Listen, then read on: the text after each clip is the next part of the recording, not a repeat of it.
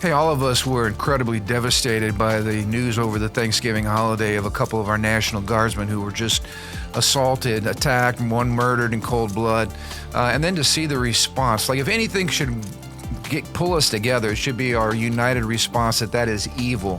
And yet what we saw on the other side was just the opposite, blaming Trump for creating the environment, blaming our military troops for following orders, comparing our military troops to those at the Nuremberg trials who were on trial for the heinous crimes committed during the Nazi Holocaust. I mean, this is sick, disgusting behavior from the left.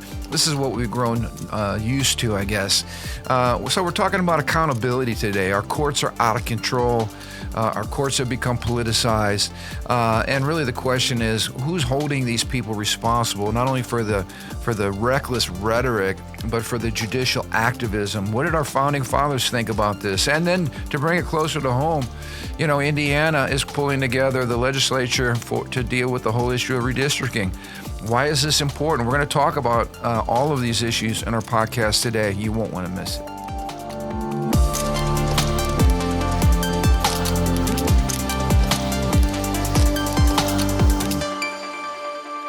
Hey, welcome to the Ron Johnson Discipleship Podcast.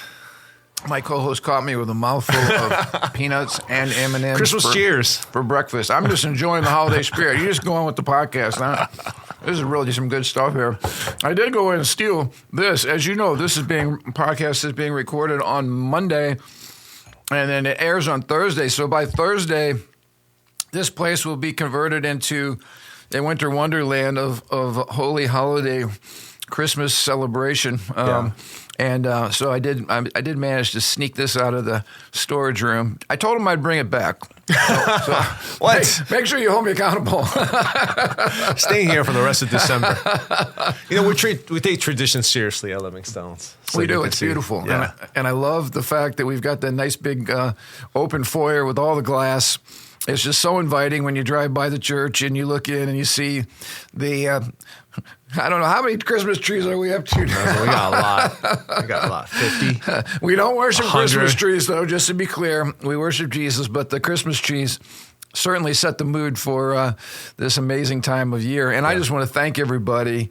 The building is just a beehive of activity today. So many people came out to help assemble trees. And, I talked to one of our dear sisters who was, her job was to take all of the beautiful red bows that have been packed in a box all year long, and they are like flat as pancakes. So she's trying to fluff up all the red bows and making everything look beautiful. I mean, you forget how much work goes in. Well, I guess you don't forget because you do it on a small scale at your house, right? Yeah.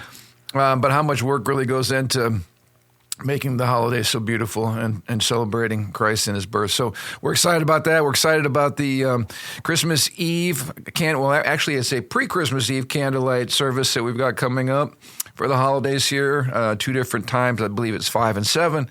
And we want to encourage everybody, invite your friends and neighbors out.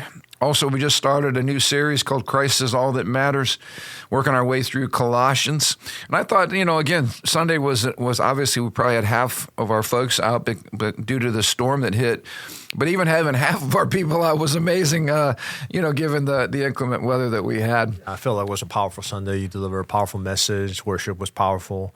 There's something about that, 8:30 in the morning when there's a storm out that we gather and talk about the supremacy of Jesus. Absolutely. Yeah. Christ is all that matters. And as you said, the supremacy of Christ in all things. Just great truths to remind ourselves of. And I can't think of a more fitting passage of Scripture to dive into leading up to the birth of Christ than where we're at. It's such a rich, rich book. As we work our way through, we'll get into the practical aspects of what it means that Christ is supreme. Like, what does that mean in the workplace? What does that mean in your marriage? What does that mean with your family and kids? There's a lot of practical applications of that. So really encourage you to come out. And I know a lot of you weren't able to be there, so get online, check it out.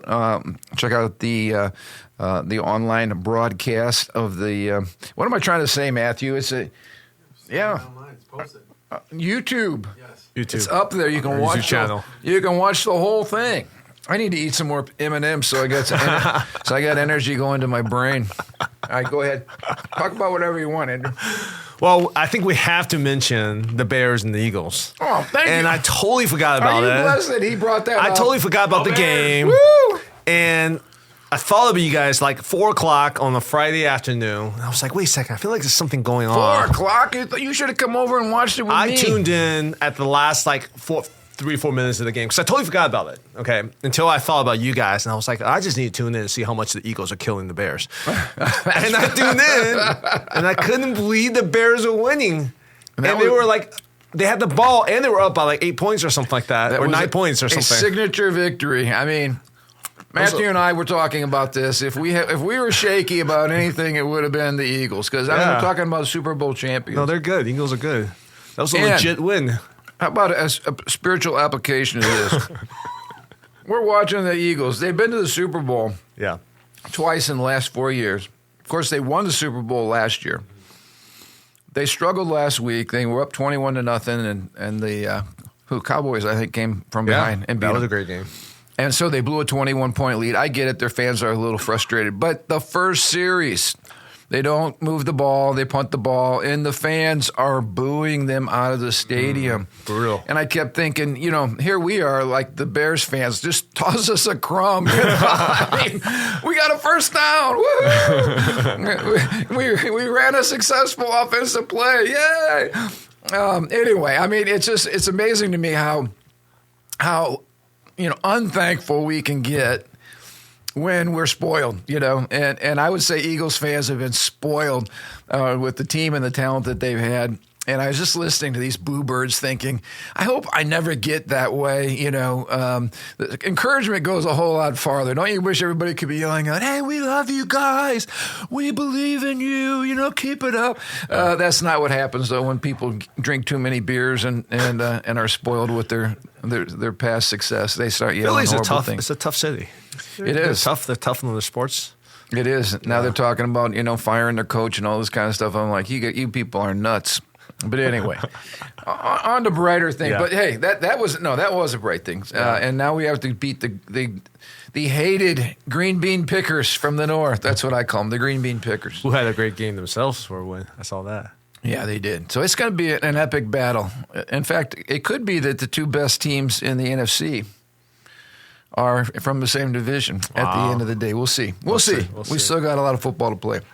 But anyway, let's talk about something that really ticked me off. And I mean switching tone here. I mean this in the fullest sense of the word. When we were greeted with the news of the ambush shooting of the National Guard members near the White House, where 2 of the Guard members were shot, and one, of course, succumbed to the injuries, a 20-year-old young lady, and you hear again, it's the same story. It just keeps revisiting the horrifically failed policies of the Biden administration, just swinging open our borders, letting anybody come in, not vetting people properly.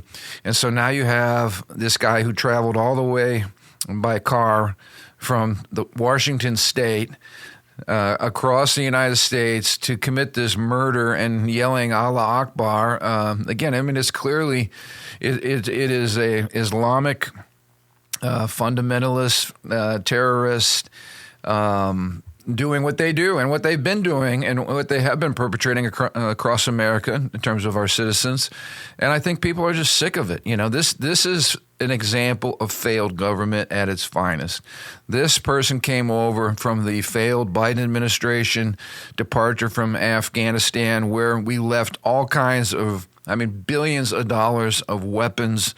They hailed it as a great success. It was an absolute joke, failure, epic military failure. And now we're still paying the price for this because we've got a whole bunch of these folks that came over under those auspices who again, they hate America. This is their mode of operation, and it's just it breaks my heart to think that there was Thanksgiving and a table set, and this young lady was not going to be there and will never be there because of failed government philosophies and practices.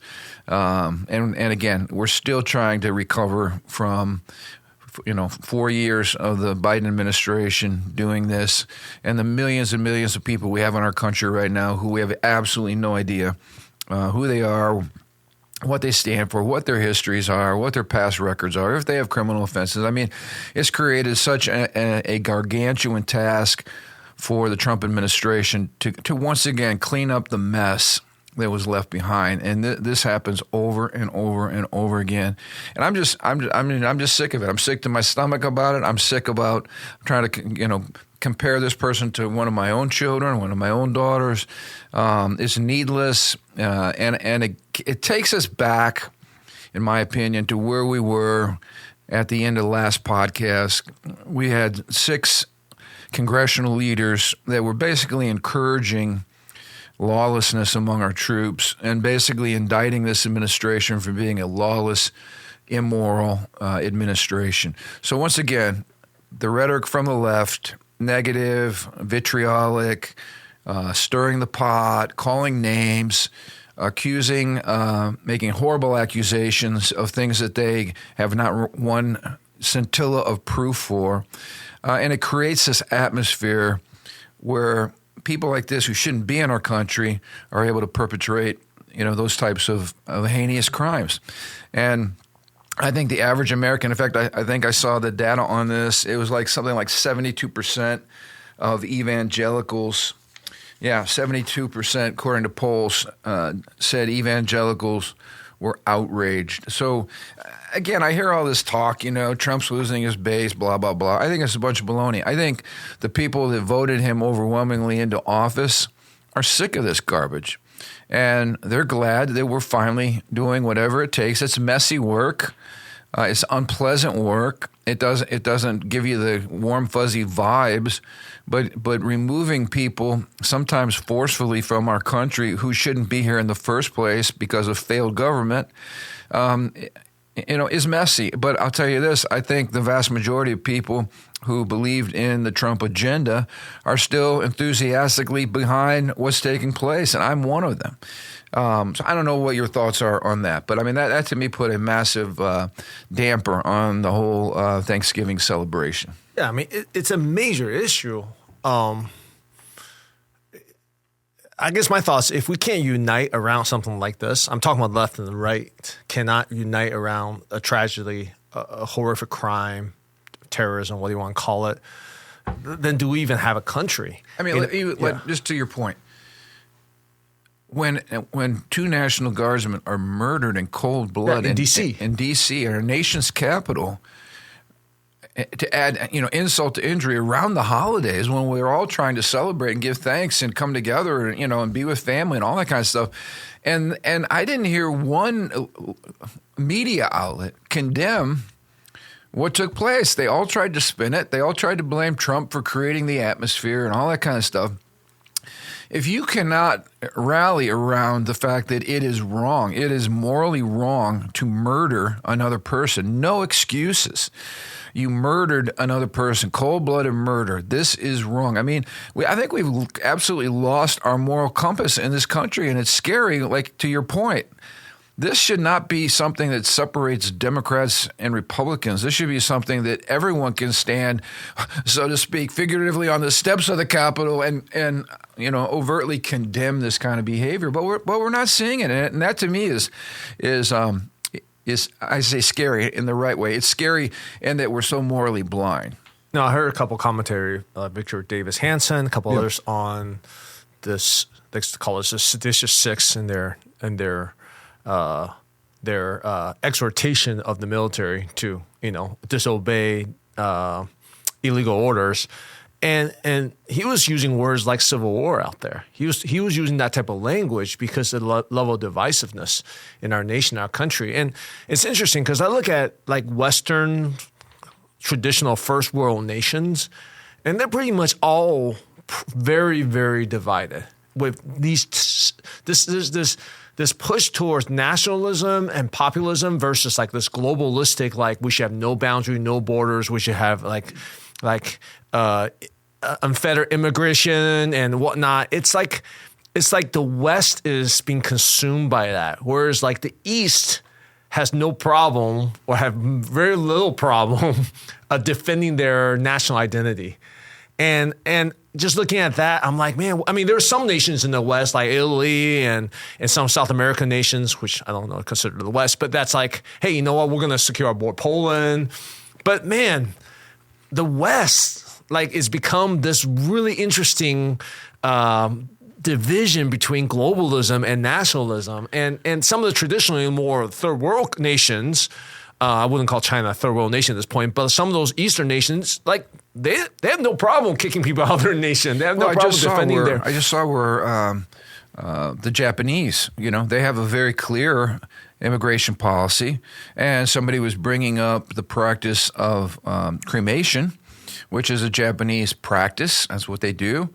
And they were condemning that or requiring some other form of burial. And the Japanese officials just basically said, hey, this is the way we do it in Japan. If you don't like it, go somewhere else, In other words, they have a clear Japanese way of doing things, a Japanese identity, a Japanese border, a Japanese nationality. And as we saw and talked about in earlier podcasts, nationalism or boundaries or borders or nations is clearly supported in Scripture. Having a national identity, like we're Germans, we're Poles, we're Czechs, whatever it is, that's not a bad thing. It gives you a common sense of purpose, and it brings you together as a nation around a common set of core values and principles and things that matter to you. And you cannot have a nation apart from that. And that's why we're seeing, when you allow millions of unvetted people from nations that do not share the values of America, you're not building strength through diversity. You're actually destroying the country. There's nothing that causes the people or the nation to cohere.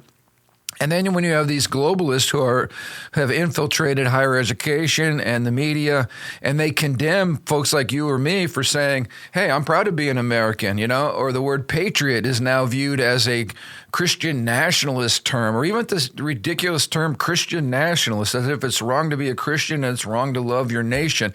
All of these words are used as slurs to attach some type of demeaning, cultural value that somehow if you hold these views, you're now the enemy, you're a racist, you're a bigot, you're whatever.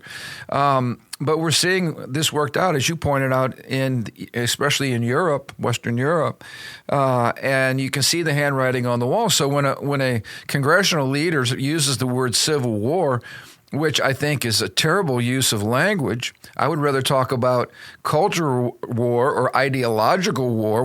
We certainly don't want it to, digress into physical engagement and bloodshed and people picking up arms and warring against each other. That to me is even also just irresponsible rhetoric to even talk that way when we should be trying to build common ground and pull people together around who we are as a nation. But maybe we're beyond that. Yeah, I just don't know if there's any common ground. The way that this is trending, as Christians, you want to bring peace, you want to bring that common ground, but at least the leaders or the heads, I feel like the normal people who are Democrats, Republicans have a lot of common ground, but I feel like the leaders of these organizations, man, they're looking for power, they're looking to win at all costs, and you're escalating one another. So, well, we still haven't heard, again, what these illegal commands are. I heard brought up, that it's illegal for how our military is eliminating narco-terrorists who, somebody made a comment. I thought this was so ridiculous. Like, how do we know that they're racing across the ocean in the dark of the night, bringing cocaine or fentanyl into our country? I mean, it could be Barbie dolls for, poor people or something like that. I mean, as if our government does not know exactly what's happening and what's in those containers and where they're coming from and who's shipping it there. And, it's just stupidity. Like, why don't you stay in your lane? Obviously, you know nothing about national defense. And obviously, you know nothing about what's going on with this drug cartel and where all these shipments are coming and how many lives are being destroyed because of it. And Trump, I think, rightly calls this an attack, upon our nation in terms of warfare, trying to import all of these illegal drugs that literally destroy our population. So the fact that you send a message and you eliminate the boat, the drugs, and everybody in the boat, to me says to the guy on the other end, you probably want to think twice before you're going to brazenly cross into our nation and deliver what you're about to deliver, which you know is illegal and harmful. You're going to think twice about it, or else you're going to end up the way the other boat ended up. That, to me, is just strength through national defense. It is a powerful deterrence. A drug dealer coming from another nation illegally into our nation does not get due process of the law. We're not going to come out and ask you to pull your boat over and take a stroll with us to the courthouse. That's an act of war on your part and what you're doing to our nation. So in my mind, I fully support what's going on. I think if you care about our kids, our young people, you care about drugs, you care about the ravaging toll of drugs in our nation, then you're, again, applauding that somebody's finally doing something about this. We have a drug problem because our politicians don't care to stop it. Because we certainly have the technology, we certainly have the military power to stop the inflow of drugs into our nation if we wanted to. And I think the issue is that we have not had the political willpower to do so. And that's why I'm grateful Donald Trump. You'll never say anything about Donald Trump regarding his lack of will to lead. He is a leader, and he's going to lead. And sometimes people don't like his style. But he's strange to politicians who are good at making speeches and doing absolutely nothing. And so I appreciate what he's doing, and I find it appalling, to bring up another point, that the genius Joy Behar, I don't know if I messed up her name, her sick comments on their program that nobody should watch. I thank God. I just want to say this. I thank God publicly that I've never sacrificed any brain cells on the altar of watching The View. Is that what it's called? No. Yes, that's called The View. The View? Yes. Yeah. Yes. I have never wasted 1 second of my time, but I do get to read, in hindsight, some of the ridiculous views of these people. But she had the audacity to compare our current military men and women to the Nuremberg trials, where Hitler's henchmen were put on trial for all the atrocities they committed during the Nazi Holocaust. And to suggest that this is even in any way, shape, or form morally equivalent to that shows, again, just such a ridiculous understanding of history. And it's actually so insulting that she would suggest that the day is coming when Trump's out of office and all of our fine military personnel who are simply doing their jobs are going to be somehow carted before Congress like the Nuremberg trials and found guilty of basically what she was saying, war crimes. And again, sometimes, if it wasn't for the Holy Ghost, you'd just like to slap somebody silly. And that's what I'd like to do with Joy Behar. That type of moronic talk, It is an insult to our military, and it simply throws gasoline on the fires of irresponsible rhetoric that are already ablaze and that are largely responsible for the death of so many already in our country. Well, the problem is there's no consequences for that type of speech, right? And there's plenty of reward, because we're talking about today. When you make a statement like that, are you telling me I'm helping Joy's cause? I think you just pointed it out. She got me. That's what they do. They make me. these super inflammatory comments, and then they get people talking about it. And it's like, was it all news is good news, or bad news is good, whatever it is. Yeah. And there's no consequences to these things unless they're sued, and every once in a while they do get sued. Yeah. But in general, you make these comments, and you're just like, you put it out there. And you justify whatever case you want, whatever facts you want to have, and you cause a stir, and you have the news cycle, and then you got the next news cycle. So no, and you bring out a good point. I think that's the tragedy of the way the whole system is monetized, right? Yeah.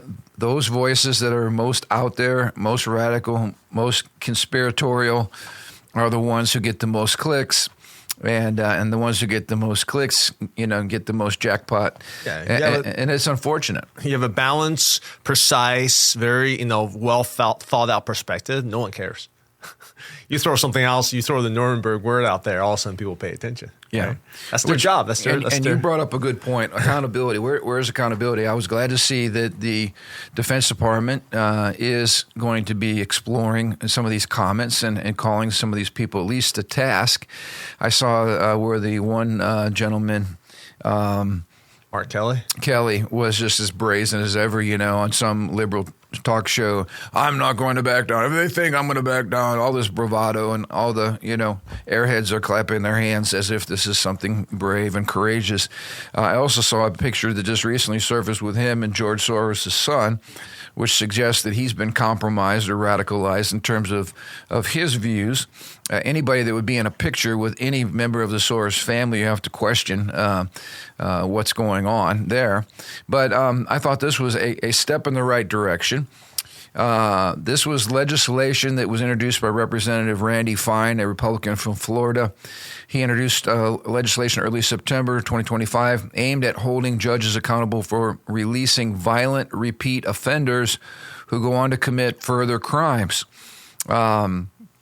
This, I think, is a step in the right direction. He lists all of the innocent folks that have been in the news lately who have been murdered in cold blood from somebody who has a rap sheet a mile long and has no business being on the streets. And so when you go back and you go, how does this person who has 25 previous convictions, 70-some convictions, how are they out on the street perpetrating another crime on an innocent person? And some of these, again, aren't just, theft or whatever. I mean, we're talking about murdering people, and I could list all the names. They've been on the news. I won't do that. But this legislation is part of an ongoing effort to ensure greater accountability in the justice system. So to your point earlier about accountability, what do you think about that? Should we be able to go back and basically, if a judge has let somebody back out when they should be behind bars, should we be able to remove that person from their seat? I think absolutely. I think there should be more accountability for judicial branch. But the problem is that law is probably not going to pass because, we don't control the Senate. We don't have 60 seats in the Senate. So it's just gesturing at some point. So that's why, that's why these judges make these decisions, because they have zero accountability. And I don't know if the Supreme Court has some kind of jurisdiction over some of these judges so that they have some kind of direct accountability. Like if you make a really bad decision, you get overridden by the Supreme Court eventually. And I guess there's some type of shame, some type of, whatever associated with it. But man, it's a complicated, you stall the process majorly. You can, even the redistricting issue in Texas, that those judges, again, what accountability they have? It was immediately stalled or stilled by Alito, but what consequences do they face? I get it completely. And that brings up another point here. I was doing a little research on nationwide injunctions.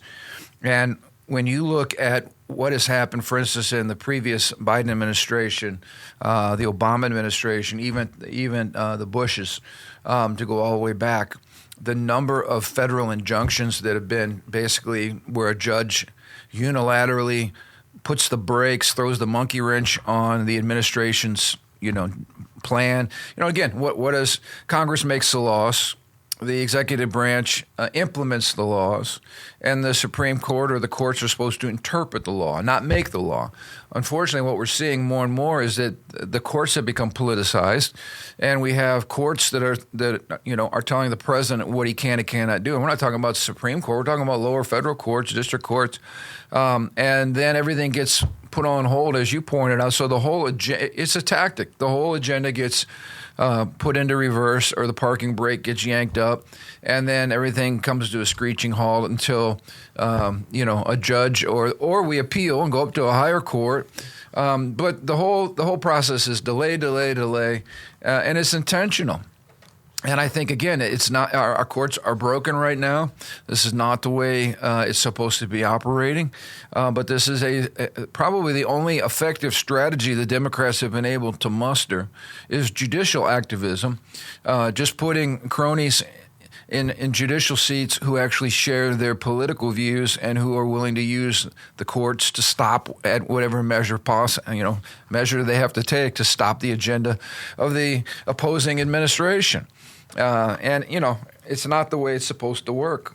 But the numbers are crazy when you look at the data, and I won't go into all the numbers, but basically Trump's agenda has faced unprecedented judicial resistance, especially through nationwide injunctions and the sheer volume of lawsuits. Obama and Bush saw far fewer injunctions, though Obama had a record number of unanimous Supreme Court defeats, which means he was especially reckless and lawless when the Supreme Court unanimously slaps you down.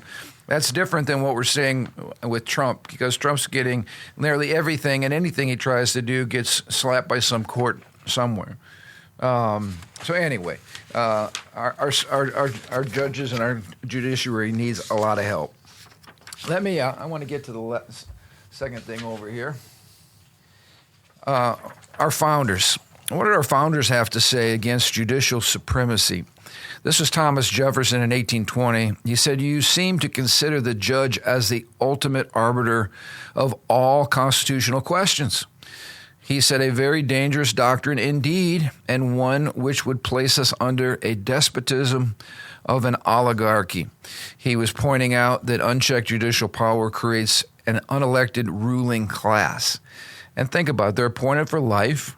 If they get to make up the laws or slap down everything they disagree with, then basically you have an oligarchy, unelected oligarchy, an elite ruling class that pretty much runs the country. And that's kind of where we're at now. It doesn't matter that there was a super majority of people who voted for President Trump and for his agenda. When one court justice somewhere in America doesn't like it, and they can say, well, that's illegal or that's unconstitutional.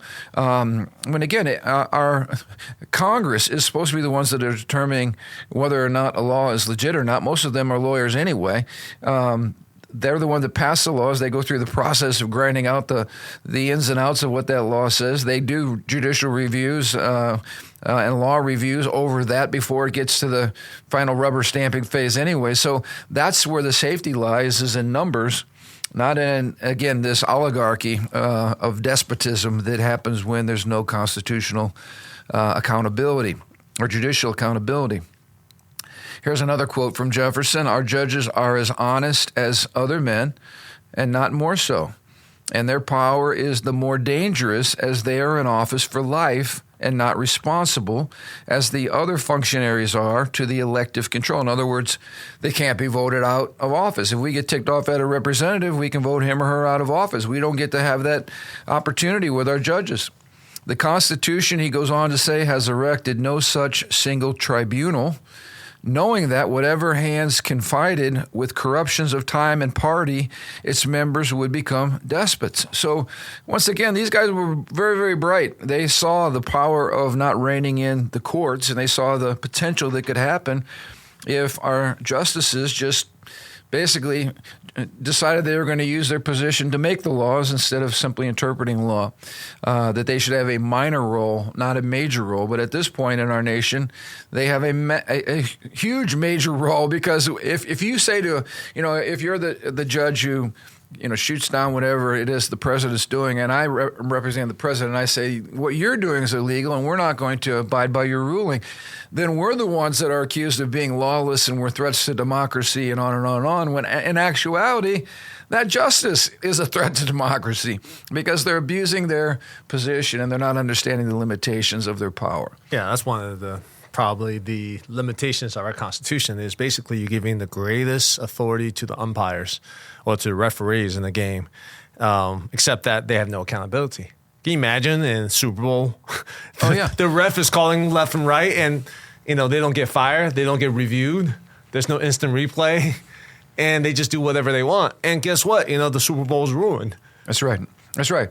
Nobody wants to watch the game because one single official can completely skew the results. Yeah. That would not be any fun to participate in. And that's what happens when you have crooked judges. Everybody gets very cynical about the whole system. Yeah, and then people just don't participate. Exactly. Why even vote? What does it matter anyways? Yeah, so this is huge. Which brings me up to another point. I don't know if you saw, we were talking a little bit about it, but it looks like our Indiana State legislature is reconvening, and they are going to take up the whole issue of redistricting. Now, I am a proponent of looking at the big picture and being a team player. So when our president is concerned that the Democrats in states like, liberal states like Illinois, California, et cetera, are gerrymandering the districts, and there is a difference between redistricting and gerrymandering. Gerrymandering is what the congressional map of Illinois looks like.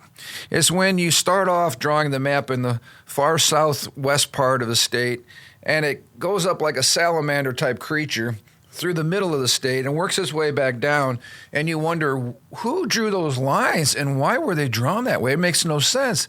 Well, it makes complete sense when you're trying to squeeze out as many votes as you possibly can and draw as many districts in your favor as you possibly can. The problem is those districts do not represent the people of the state. In other words, one party is severely underrepresented in that type of a thing.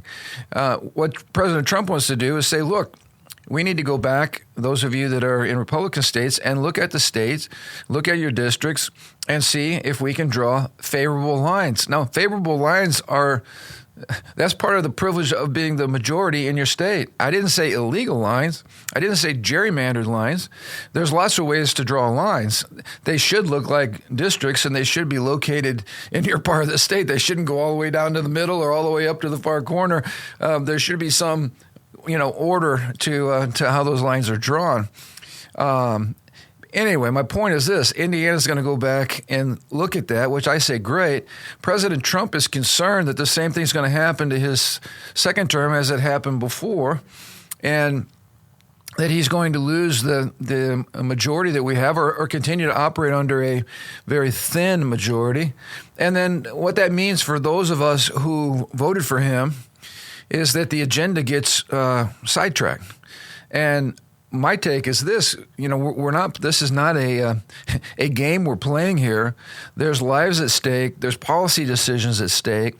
There's budget decisions at stake. And one example that I was pointing out as an example of this is the State Department is going to classify gender transitions for children and abortion as human rights abuses. Now, again, you might not like Trump's style, but if you're a Christian and you care about stopping gender mutilations that are taking place under the whole LGBTQ transgender movement, which, by the way, has come to a screeching halt in many, many ways, that impacts how many lives?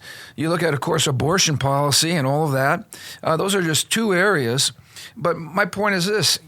As believers, we should be doing everything possible within the legal limits. We're not doing anything illegal, but to make sure that we are preserving the majority that we have to push forward the agenda, again, that the American people voted for.